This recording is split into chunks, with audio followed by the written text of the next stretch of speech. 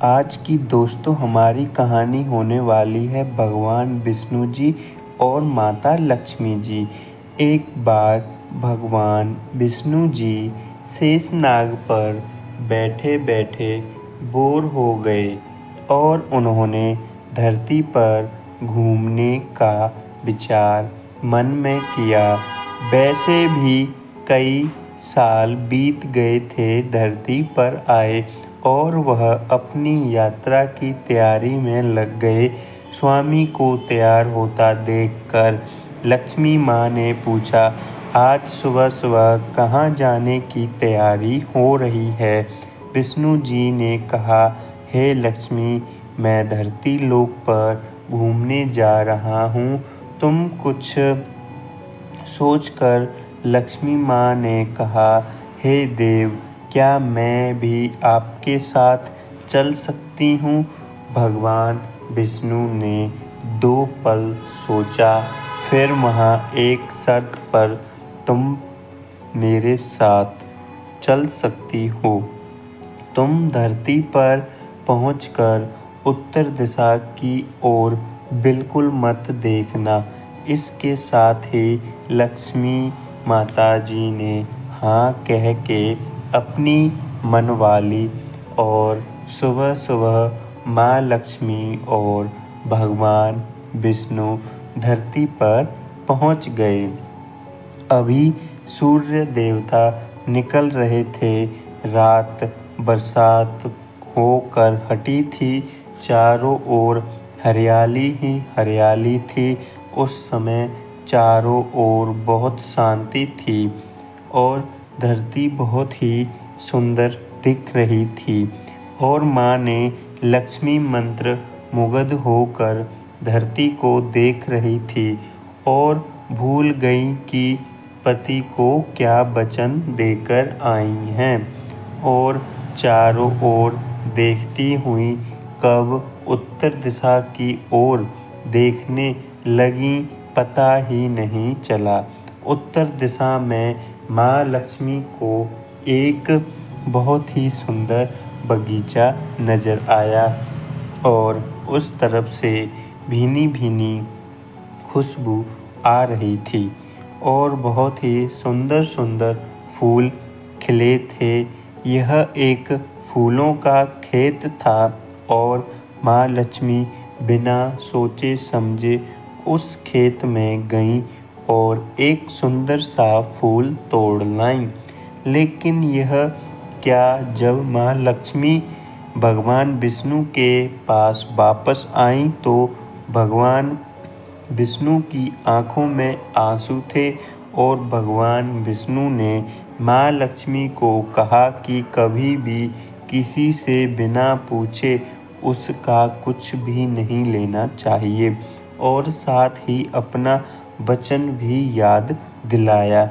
माँ लक्ष्मी को अपनी भूल का पता चला तो उन्होंने भगवान विष्णु से इस भूल की माफ़ी मांगी। तो भगवान विष्णु ने कहा कि जो तुमने भूल की है उसकी सज़ा तो तुम्हें ज़रूर मिलेगी। जिस माली के खेत से तुम नए बिना पूछे फूल तोड़ा है, यह एक प्रकार की चोरी है। इसलिए अब तुम्हें 3 साल तक माली के घर नौकर बनकर रहो। उसके बाद मैं तुम्हें बैकुंठ में वापस बुलाऊंगा।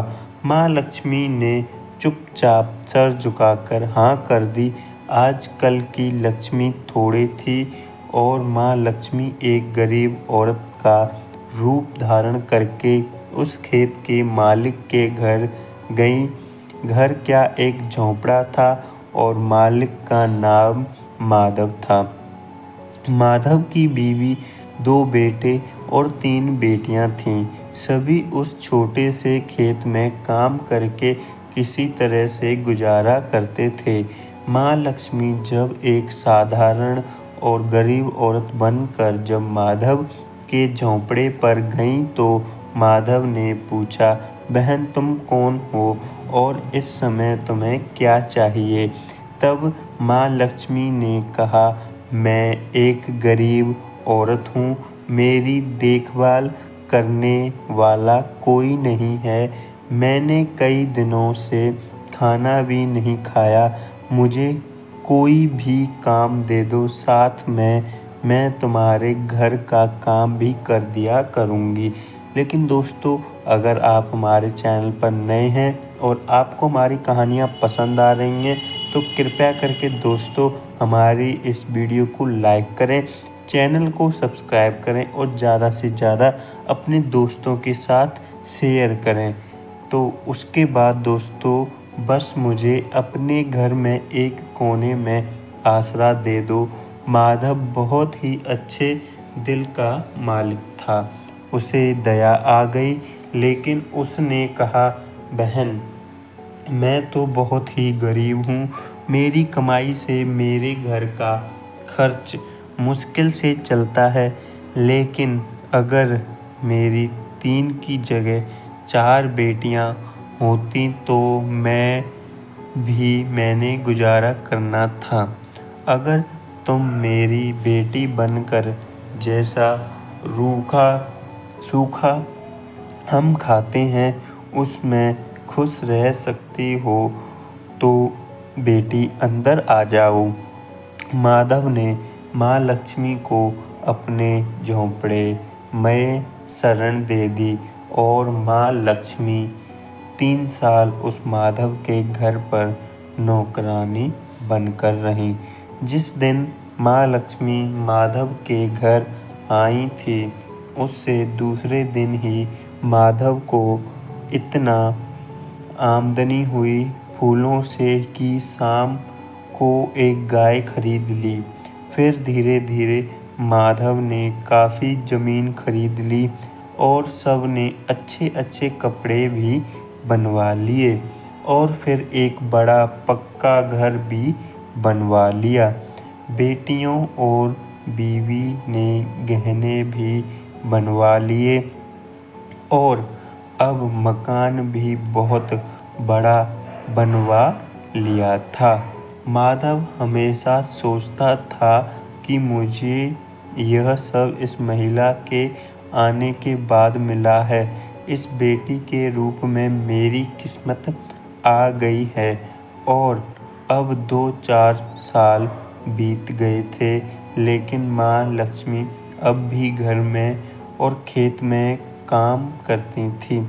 एक दिन जब माधव अपने खेतों से काम खत्म करके घर आया तो उसने अपने घर के सामने द्वार पर एक देवी स्वरूप गहनों से लदी एक औरत को देखा और ध्यान से देखकर पहचान गया। और यह तो मेरी मुँह बोली चौथी बेटी यानी वही औरत है और पहचान गया कि यह तो माँ लक्ष्मी है। अब तक माधव का पूरा परिवार बाहर आ गया था और सब हैरान होकर माँ लक्ष्मी को देख रहे थे। माधव बोला, माँ, हमें माफ़ कर देना, हमने तेरे से अनजाने में ही घर और खेत में काम करवाया है। माँ, यह कैसा अपराध हो गया है। माँ, हम सबको माफ़ कर दें। अब माँ लक्ष्मी मुस्कुराई और बोली, हे माधव, तुम बहुत ही अच्छे और दयालु व्यक्ति हो। तुमने मुझे अपनी बेटी की तरह से रखा, अपने परिवार के सदस्य की तरह से। इसके बदले मैं तुम्हें वरदान देती हूँ कि तुम्हारे पास कभी भी खुशियाँ की और धन की कमी नहीं रहेगी। तुम्हें सारे सुख मिलेंगे जिसके तुम हकदार हो। और फिर माँ अपने स्वामी के द्वारा भेजे रथ में बैठकर बैकुंठ चली गईं। तो दोस्तों, आपने कहानी सुन ही ली होगी। बहुत ही अच्छी ये कहानी थी।